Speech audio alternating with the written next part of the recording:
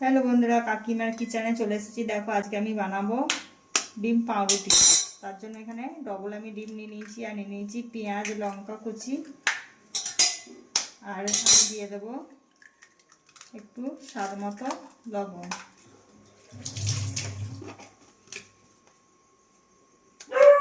এবার আমি ভালো করে ফেটে নিলাম। কড়াইয়ে তেল দিয়ে দিয়েছি,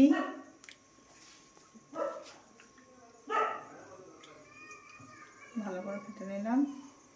এবার দেখো কড়াইয়ে তেল দিয়ে দিয়েছি, আমি দিয়ে দেবো ডিমটা।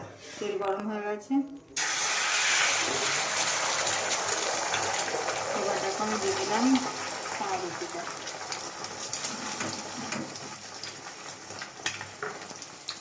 পুরো একটু গ্যাসের ফ্লেমটা নর্মালে রাখতে হবে। হয়ে গেছে, আমি উল্টে নিলাম।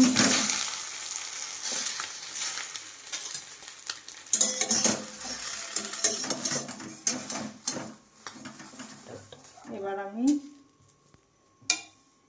আমি একটু তেল দিয়ে ডিমটা আবার দিয়ে দেব। এই দিকটাও আমি ভালো করে নেব।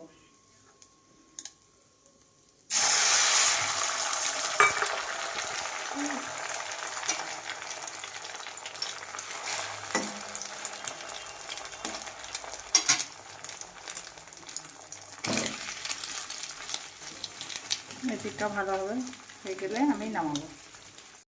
এবার দেখো আমার ডিম পেস্ট পুরো রেডি। আমি একটু কেটে নিলাম, তারপরে দিয়ে দিলাম হালকা করে গোলমরিচের গুঁড়ো আর একটু সস। আমার ডবল ডিমের পাউরুটি রেডি পুরো।